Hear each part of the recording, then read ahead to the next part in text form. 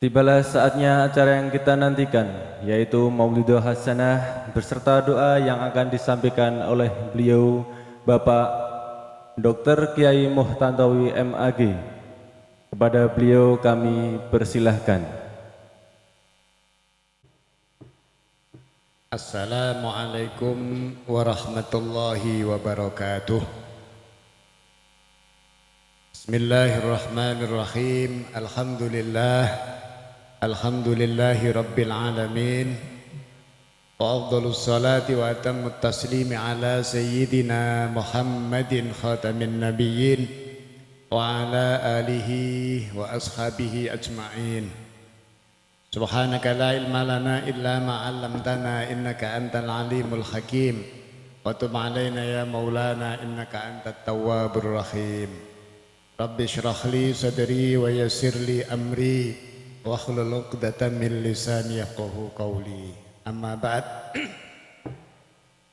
Sa'adatul muhtaramin, para alim, para kiai, pinangkong al-karim wal mukarram, Romo Kiai Haji Mukhdari ingkang kita ta'zimi lan kita mulyakaken, Simbah Kiai Haji Nawawi ingkang kita ta'zimi lan kita mulyakaken, pengurus Jam'iyah Nahdlatul Ulama Kecamatan Secang, Syuriatan Autantidiyatan sedaya ingkang kita mulyakaken,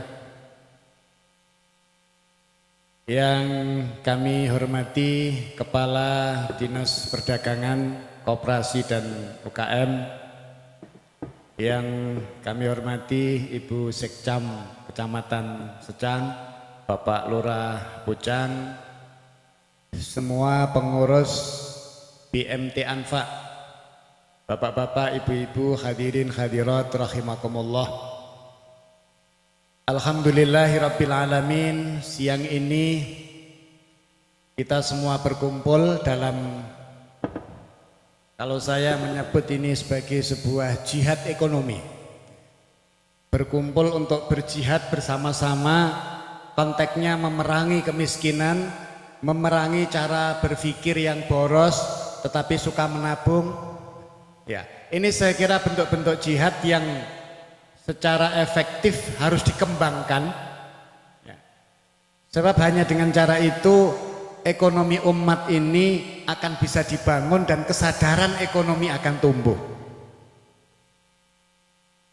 Bapak-bapak, ibu-ibu yang saya hormati, Nahdlatul Ulama ini kalau bicara potensi fantastis. Tadi Pak Haji Sobihan, potensinya luar biasa. Coba kalau 15.000 saja setiap orang, itu sebulan potensi di NU ini warganya mungkin kalau 25.000 lebih ya. Sing ngaku NU itu loh. Nah, ini kan potensi, ngomong potensi. Cuman ini ketika potensi ini mau direalisasikan, direalkan, itu enggak ada 1% dari potensi yang diestimasikan itu. Ini saya kira perlu jihad ekonomi tadi. Jadi perlu ada keseriusan, perlu ada ketelitian dan ketelatenan. Makanya tadi Pak Ketua MBC itu nyebut ya, apa? Wa adwamuha wa in qalla.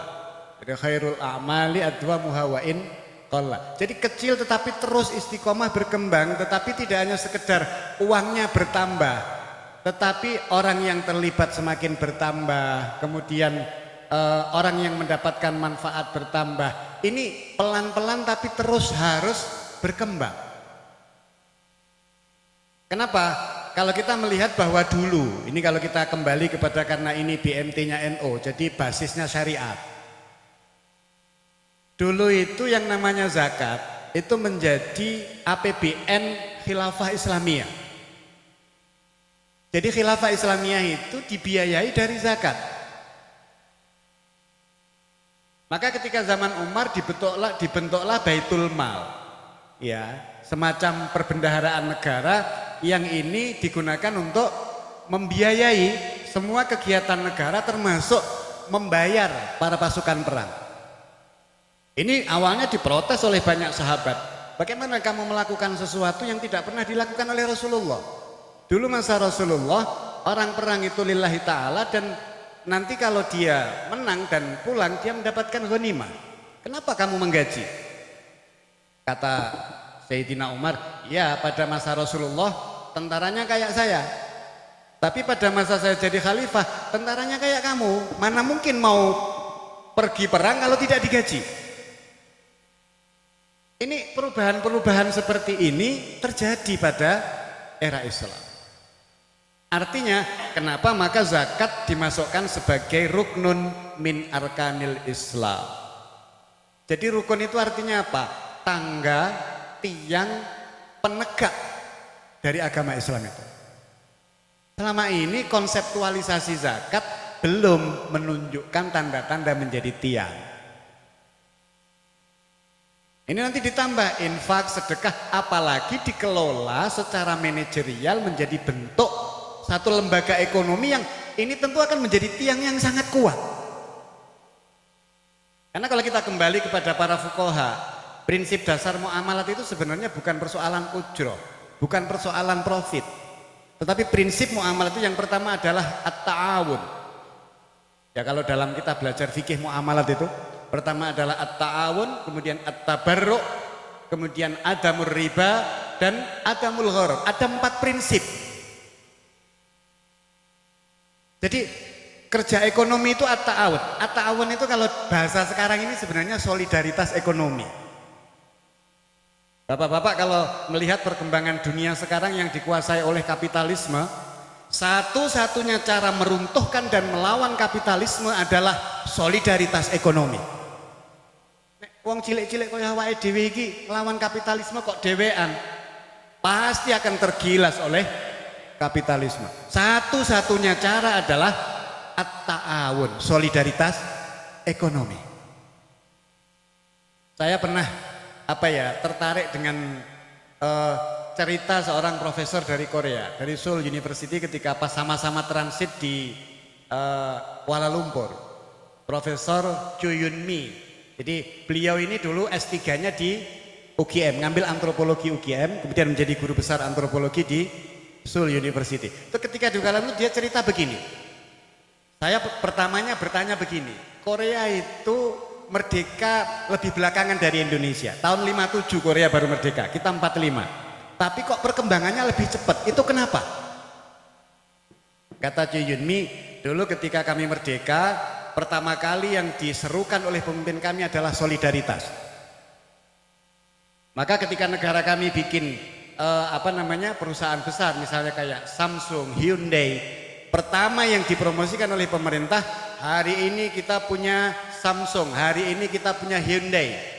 Maka kita harus membeli produk-produk Samsung, produk-produk Hyundai. Meskipun jelek dan mahal tidak masalah. Karena kita beli produk jelek dan mahal hari ini adalah investasi besar untuk mendapatkan harga yang murah dengan produk kualitas untuk anak cucu kita kelak.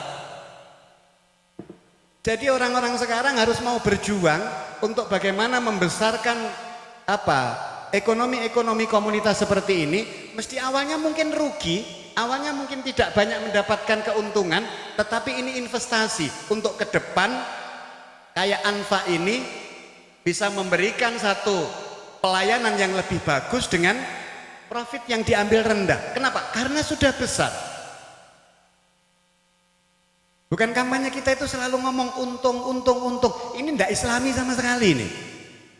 Apalagi RAT yang dipikir SHU. Waduh. SHU ini piro. Pak Tasim sampai mumet ini duit konti. Ini pertama, ta'awun. Jadi maka mental mau bekerja sama. Ini kalau dalam bahasa kaidah agama itu sebenarnya min tauhidil ilahiyah ila wihdatil ummatil muhammadiyah. Jadi dari kesadaran tauhid kepada Allah ini sebenarnya membawa efek kepada solidaritas dan persatuan umat Muhammad ini. Jadi kalau sudah diseru, ayo iki Islam, iki umatnya Kanjeng Nabi, itu terus tukul kepengen dadi siji. Bukan malah senengane kene gawe kayane kok apik yo, aku tak melu gawe. Kono yo ngono pikirane. Akhirnya dadi gak apik kabeh. Sebab akhirnya justru ada konflik, rebutan kepentingan yang ini saya kira jauh dari prinsip at-ta'awun. Maka salah satu apa yang dilakukan oleh Rasulullah ya sama. Ketika begitu hijrah ke Madinah, yang pertama kali dilakukan adalah at-ta'akhi bainal muhajirin wal ansor. Mempersaudarakan kalangan muhajirin dan ansor untuk terbangunnya sebuah solidaritas ummatan wahidah. Niki apa ya? Mungkin kita butuh semacam kalau ada PKP bagaimana agar NU-nya kuat. Ini perlu juga PKP segmen ekonomi. Pak Tasin ini dibikin, nanti Pak Asad mau. Sing tua Tanfidia ini. Aku Surya, jadi Isondawi Tanfidia.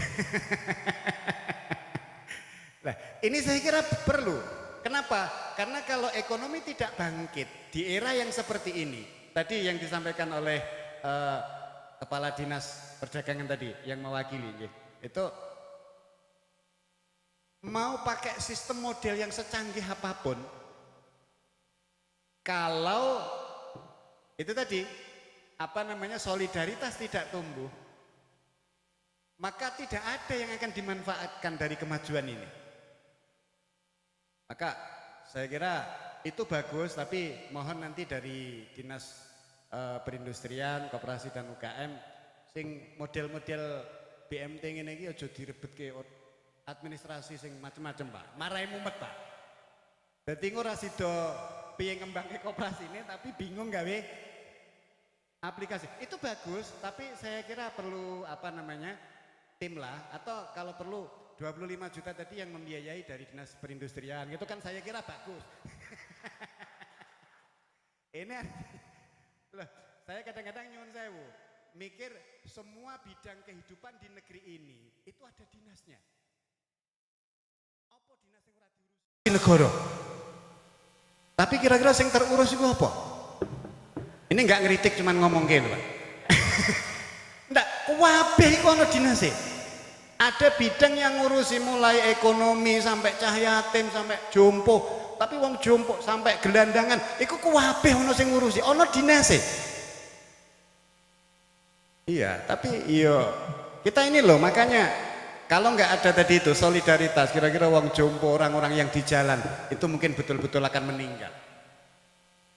Loh, sampai kalau saya jalan-jalan itu kayak di Singapura itu orang-orang keleleran itu diambil oleh negara, dibawa ke tempat singgah, setiap bulan itu diberi subsidi. Akhirnya dia nangkone ku wong nganggur iku ya mendapatkan jatah dari negara. Sebab mereka nggak mau ono wong liya, ada orang asing datang ke negeri itu ndelok pengamen jireng-jireng lagi, malah nek nang Jogja iku banyak pakai angklung itu. Wah, isine wong ngamen tok angger lampu merah iki. Iki ngene iki nek cara ekonomi kita itu bagus, solidaritas kita bagus, mungkin nggak sampai mereka melakukan aksi seperti itu. Ada banyak cerita. Dulu saya pernah dapat cerita ini, riwayatnya dari pengasuh Pondok Pesantren Edi Mancoro. Apa Pak Tasin? Edi Mancoro Solotigo. Kiai Mahfud Ridwan. Kiai Mahfud Ridwan itu cerita ketika diajak Gus Dur ke Israel. Itu sampai Kiai Mahfud itu cerita begini. Di Israel itu kenapa ekonominya kuat? Karena ternyata setiap distrik, kalau di sini desa, di Pak Lurah, itu ternyata punya pengetahuan yang cukup jelas tentang desa yang dikepalai. Contohnya misalnya begini, desa ini kalau taruh contoh misalnya Pucang, desa Pucang itu pertaniannya berapa hektar, perdagangannya omsetnya setiap tahun berapa, kemudian para pengrajinnya berapa, semua potensi itu ada datanya. Artinya kalau misalnya sawah di sini itu misalnya 1000 hektar. 1000 hektar itu kira-kira untuk mensuplai beras masyarakat satu desa itu cukup apa enggak? Kalau belum cukup, aturan negara mengatakan dilarang orang Secang menjual berasnya keluar. Yang boleh dijual itu hanya surplus dari hasil satu desa. Sehingga ada jaminan bahwa satu desa itu tidak akan kekurangan beras. Datanya sangat lengkap. Bahkan ada instruksi kalau tidak pada musim durian jangan mikir makan durian. Karena kamu pasti akan mendapatkan durian dengan harga mahal dan kualitas jelek. Itu dibangun kayak gitu itu. Kamu makan durian kalau musim durian saja. Dan belilah durian dari kampungmu. Petani durian di kampungmu yo dilarang menjual mahal-mahal. Kalau kita kan enggak diubengno ya. Dari skokene didol nang ndi lebih mahal. Sampai saya lihat apa ya, perdagangan kita ini kadang-kadang lucu nih Pak Kepala Dinas. Lombok dari sini dibawa ke Jakarta. Kokono ternyata karena macet sudah telat, sudah busuk di sana harganya anjlok. Brambang dibawa dari Brebes ke Jakarta. Terus apa dari bolak-balik Gur. Kalau di tingkat kecamatan Kabupaten Magelang itu saya lihat begitu, dari Windusari dibawa ke Gotong Royong, nanti orang Windusari yang butuh belinya ke Gotong Royong, akhirnya harganya lebih mahal. Tidak ada distribusi yang sebenarnya memotong distribusi itu sehingga harga itu memang betul-betul ta'awun. Nah ini dulu itu perdagangan ekonomi kita itu kan istilahnya barter. Kalau dalam fikih itu at-tabadul, ijol-ijolan. Orang yang kelebihan beras nukar berasnya kepada orang yang kelebihan sayur. Dulu kan ijol-ijolan gitu sebelum ada uang itu. Dan itu betul-betul karena ta'awun, karena tolong menolong. Milo, ini saya berharap prinsip-prinsip Islam ini jangan jauh dari ekonomi kita. Makanya bedanya ibadah dengan adah itu tipis banget. Jadi ibadah itu tidak bisa hanya dilihat dari segi bentuknya. Kalau sholat ibadah, akhirat, nek koperasi, dunia itu nggak bisa. Karena perbedaannya itu hanya sekedar aktivitas ini libtigha'i mardatillah atau li ajlid dunya. Hanya itu. Nek tujuannya libtigha'i mardatillah jadi ibadah. Bedane ibadah karo adah itu kan gur niat. Bedane raup karo wudu itu ya niate. Nek niate gur ngresiki rai ya iku ra ono sisi ibadah, tapi nek niate iku ibtigha'an limardatillah, wudu mergo arep salat, iki jadi ibadah. Bentuk amalnya bisa sama, tapi kualitasnya bisa berbeda. Lah ini wong Islam kok nek mikire ngono, insyaallah diajak ekonomi yo gelem, diajak selapanan yo oke, diajak jamaah opo yo oke. Kabeh oke. Sebab apa? Kabeh nuju nang ridane Gusti. Jadi ojo dibagi-bagi ngono. Saya pernah ada cerita lucu ini. Ma'ruf Al-Karhi. Al-Karhi itu seorang ulama sufi yang senengane poso. Suatu ketika dia keluar dengan santrinya ke pasar dalam keadaan puasa. Terus ada nek cara ngriki wong bakul dawet. Bakul dawet itu leh nawakno menarik. Rahimallahu man yashrab, rahimallahu man yashrab. Muga Gusti Allah ngrahmati sing gelem ngombe dawetku. Tuku maksudnya, tuku dawetku. Tiba-tiba ini Ma'ruf Al-Karhi ini mendekat, terus aku gawekno yu. Diminum lah santrine iku. Loh, Yai jenengan lak poso. Loh, aku poso yu lak golek rahmate Gusti Allah. Lah nek iki ngombe dawet didongakno oleh rahmate Gusti Allah lak ya padha ae. Artinya kita jangan melihat dari segi bentuk yang koyone iki donya. Enggak. Ini perlu saya kira dibangun satu kesadaran bersama juga bahwa kekuatan ekonomi, tumbuhnya persoalan ekonomi ini akan juga menguatkan Islam.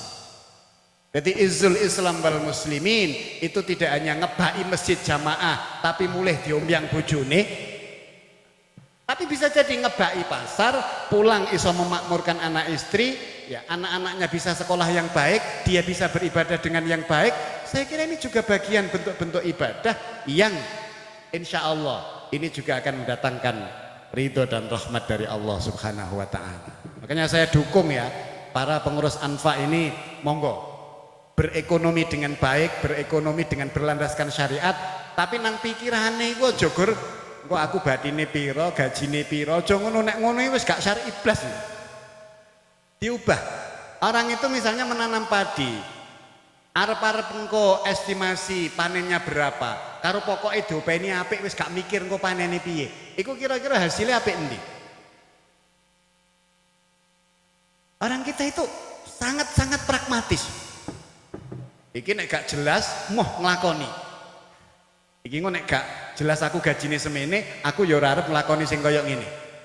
Kalau saya berekonomi kok kayaknya tidak menghasilkan sesuatu yang dalam pikirannya akan nyata nanti, itu tidak mau dilakukan. Padahal kalau dulu Abdurrahman bin Auf itu lihat begini, ana wong Islam kok fakir, itu berarti gak tahu roh pasar. Wong delok nang pasar iku menenge 3 dino, mesti oleh inspirasi. Pak Hudzaifah iki, tenan. Taman kok misalnya bingung iki nyambut gawe apa? Wis teko wiridan nang pasar, delok wong. 3 dino iku mesti ana inspirasi. Aku arep ngopo? Wong Islam iku saiki mendikotomi. Nek masjid nggone malaikat, pasar nggone setan. iki ajaran kapan iki? Cara Abdurrahman bin Auf itu selalu ketika beliau datang hijrah ke Madinah, ketika diberi sumbangan oleh orang-orang Ansar, Abdurrahman bin Auf, ojo, enggak, tunjukkan saya mana pasarnya. Sampai akhirnya ahli-ahli ekonomi, termasuk saya kira pengurus Anfa bisa di ini. Kalau tawasul bab ekonomi, itu tawasulnya Abdurrahman bin Auf. Ijazai. Jadi lah hadrati Abdurrahman bin Auf itu koyok ngono. Habaib juga begitu. Karena ceritanya saking cerdasnya berekonomi, itu nek ana wong njaluk, itu disuruh ke belakang, suruh nyerok sendiri, emas di gudang belakangnya itu suruh nyerok dewe. Sebab Abdurrahman bin Auf itu malu kalau ada orang minta datang ke rumahnya kemudian diberi, besok masih minta lagi. Dia malu, kenapa? Rumangsa oleh ngenai kurang akeh. Iki ngenai lo ya orang utangi. Nek BMT Anfa kok ana wong wis dibantu, bahasane diutangi. Kok isi ana sing kredit macet. Ya mau Pak Sobi kan ini kok yang digerabak kok besaran zakatnya besar sekali, ada yang 5 juta dan sebagainya. Oh itu anu Pak, apa namanya? Solusi bagi kredit macet. Iki gak ngene zakat jenenge iki. Dinehno utang ning kok balik mlebu nang Anfa meneh. Abdurrahman bin Auf malu itu. Ana wong njaluk nang nggon dekne kok sesuk cek njaluk neh. Berarti leh ngenai wingi ku kurang akeh. Ternyata Sayyidina Umar juga sama ketika menjadi khalifah. Jadi ada orang datang wong fakir njaluk zakat. Iku leh ngenai ora kok 2,5 kilo ngono ora. Dikasih 3 ekor onta, lebar dine kuwi selamanya dia nggak akan pernah minta zakat lagi. Bahkan setelah itu menjadi muzaki. Karena prinsip utama dari zakat adalah mengubah mustahik untuk menjadi muzaki. Orang membiarkan jadi muzaki selawase. Iki ditelok iki sing nampa zakat nang kene iki, nek tahun iki tahun wingi kok cek padha. Wah iki bahaya iki.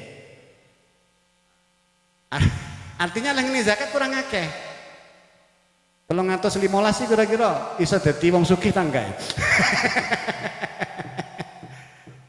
Kayak ini makanya Masya Allah saya kira kegiatan berekonomi seperti ini menjadi lahan ibadah yang sangat luas, sangat luar biasa karena membantu orang banyak. Wong saiki ku paling mumet nek ekonomi ini